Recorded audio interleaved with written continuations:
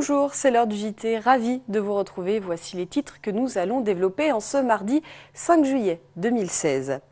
Les résultats du bac sont tombés ce matin partout en France, un moment très attendu par les lycéens. Sébastien Germain est allé à la rencontre des chambériens du lycée Louis Armand ce matin.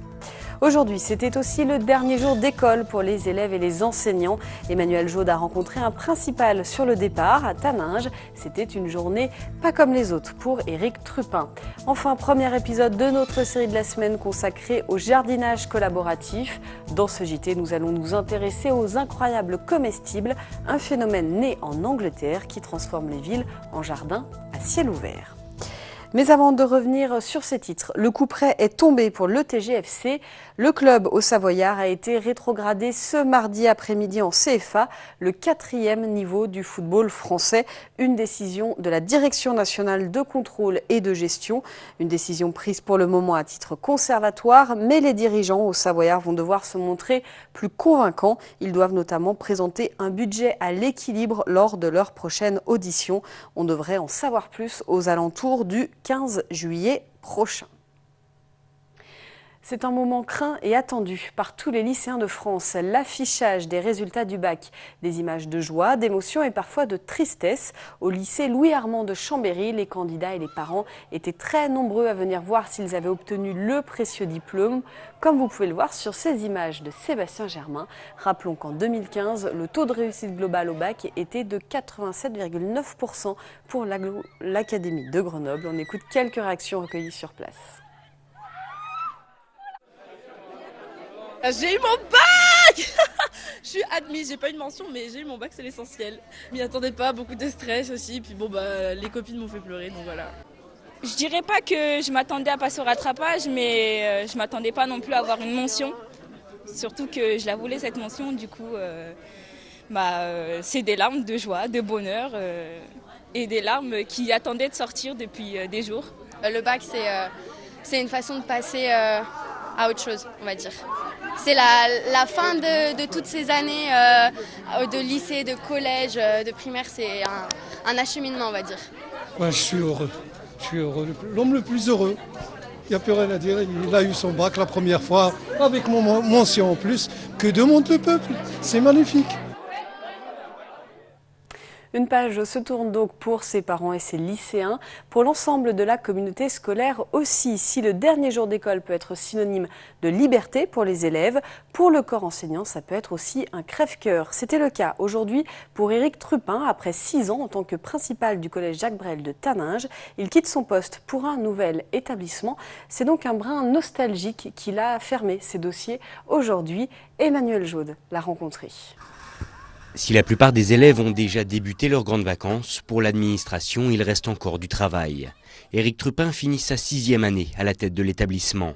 En septembre prochain, il rejoindra le collège du Parmelan à Groisy. Alors c'est consciencieusement qu'il finit de tout mettre en ordre. Oui, la sortie définitive des élèves, c'est ce soir, mais il reste beaucoup de travail parce que, contrairement à ce qu'on pourrait penser, quand la rentrée s'effectue pour les enfants, je pourrais dire que presque nous, on est en vacances à ce moment-là.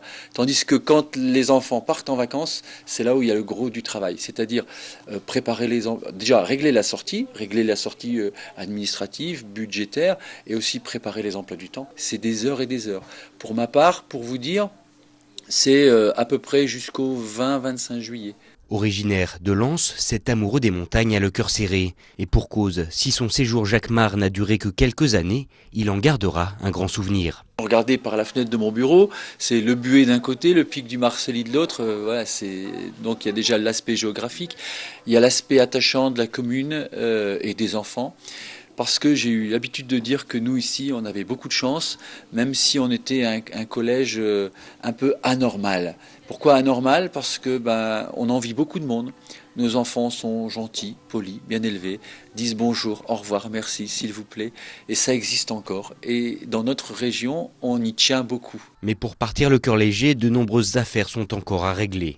Rénovation, emploi du temps, nouveaux professeurs, autant de dossiers qui doivent aujourd'hui passer de main en main via une transition réglée dans ses moindres détails. C'est un collège que j'ai pris il y a 6 ans avec énormément de choses à faire. Il en restera encore après, mais Je suis tombé sur des gens très gentils et qui ont été vraiment dévoués, si vous voulez. Ça a donné de l'envie de faire et ensemble, on a fait vraiment quelque chose de bien. Et je crois que mon successeur va pouvoir arriver dans des très bonnes conditions et poursuivre ce qui a été mis en place. Amoureux du département, Éric Trupin nous l'a confié, il continuera de pratiquer la montagne aux alentours de Taninges. Une façon de se ressourcer et de ne pas trop couper les ponts avec cette commune qui fut l'hôte d'un des chapitres importants de sa vie.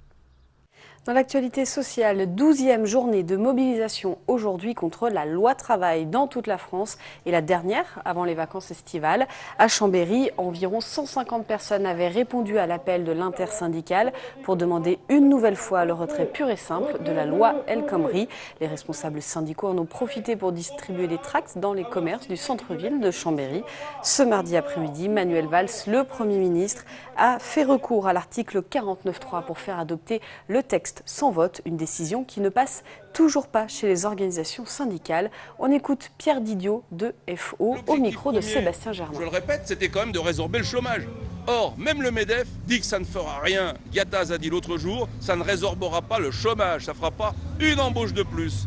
Donc, puisqu'elle ne convient à personne, faisons en sorte d'arrêter ces manifestations qui bloquent l'économie en France aujourd'hui et mettons-nous autour de la table et ensemble, négocions une loi qui permette en tout cas d'embaucher pour les patrons et qui ne réduisent pas les droits des salariés en France. Vu la tournure, je crois que si ce n'est pas le retrait, ce sera l'abrogation de la loi. En tout cas, au mois de septembre, les troupes seront regonflées à bloc, ils se seront bien reposés et on part pour une abrogation de la loi si elle était promulguée, comme en 2006 avec le CPE. Aujourd'hui, on est dans la régression totale. On revient 80 ans en arrière. Comme tous les 15 jours, place à notre série de la rédaction. Cette semaine, Sébastien Germain s'est intéressé au jardinage collaboratif, un phénomène en plein essor. Vous êtes de plus en plus nombreux à vous lancer dans la plantation de denrées comestibles. Symbole de ce phénomène, les incroyables comestibles, un mouvement né en Angleterre. Aujourd'hui, en France, il en existerait près de 80 collectifs. Les Pays de Savoie n'y échappent pas. C'est un reportage de Sébastien Germain. Avec sa petite parcelle installée devant la MJC, le mouvement des incroyables comestibles de Chambéry reprend vie lentement mais sûrement dans la capitale savoyarde. Disons que j'ai relancé l'activité sur Chambéry en 2016 parce que c'est un projet qui me tenait à cœur depuis un certain temps. Il y avait eu différentes vagues de réalisation d'incroyables comestibles sur Chambéry. En 2012 d'abord, c'est là que ça a commencé, puis en 2014. Et puis entre deux, l'activité a redescendu. Et donc cette année, on a envie d'impulser une dynamique forte d'incroyables comestibles sur Chambéry. Le principe est plutôt simple. Un espace en libre service pour venir planter, semer ou récolter des plantes et des légumes comestibles. C'est libre. Il y a des écriteaux qui incitent les gens à entretenir mais également récolter les légumes. Pour l'instant, il n'y a effectivement pas grand-chose à récolter, mais les premières choses qui seront mûres, ce seront les salades. Donc là, n'importe qui est habilité à venir avec son couteau et puis récolter sa salade quand elle aura une taille raisonnable. Fort d'une quinzaine de membres pour le moment, le petit groupe chambérien veut faire du jardin du Faubourg un véritable lieu de vie pour les incroyables comestibles. C'est tout à fait informel, on a une page Facebook, on se lance un rendez-vous et vient qui peut et voilà. Et on jardine ensemble, c'est le plaisir de jardiner, le plaisir de voir les choses pousser ensuite, produire, et puis de savoir que ça va pouvoir profiter et germer. L'idée va aussi germer autant que les légumes. Si à Chambéry le mouvement est encore modeste, en Haute-Savoie et à Annecy plus précisément, le collectif est déjà bien implanté. Prenez l'exemple du jardin Valin-Fier de 1200 m², situé près de la piscine Jean-Régis. Mais les incroyables comestibles agissent aussi en intérieur. Direction La Turbine à Crangevrier. Ici est installée une des 5 grénothèques de l'agglomération annécienne. Alors une grénothèque, c'est une petite boîte, vous voyez, fabriquée maison, qui consiste en un échange de graines, de troc. Donc vous avez un jardin, vous plantez vos graines, vous en avez quelques-unes en trop, ou vous cherchez des variétés différentes. Donc venez à la grénothèque, venez changer vos graines. Donc c'est vrai qu'au départ, ça a eu un petit peu de mal. Les gens prenaient beaucoup les graines mais ne les rapportaient pas. On le voit, les incroyables comestibles en Pays de Savoie fourmillent d'idées. Alors si vous souhaitez découvrir votre potentiel de jardinier, n'hésitez pas dès aujourd'hui à vous en rapprocher. Une petite idée de sortie pour aller jusqu'à la fin de ce journal. Les Estivales en Savoie commencent ce soir à Chambéry, un festival gratuit qui a lieu chaque année dans la cour d'honneur du Château des Ducs jusqu'au 22 juillet. 7 dates gratuites donc sont proposées aux Savoyards. À écouter ce soir l'électro-funk de Céronne. Le 8, place au théâtre musical d'Oscar et Victor. C'est la fin de cette édition. Merci de votre fidélité à l'information sur 8 Mont-Blanc. Merci à toute l'équipe. Tout de suite, c'est Cénomag. On se retrouve demain pour un nouveau JT. Passez une très belle soirée.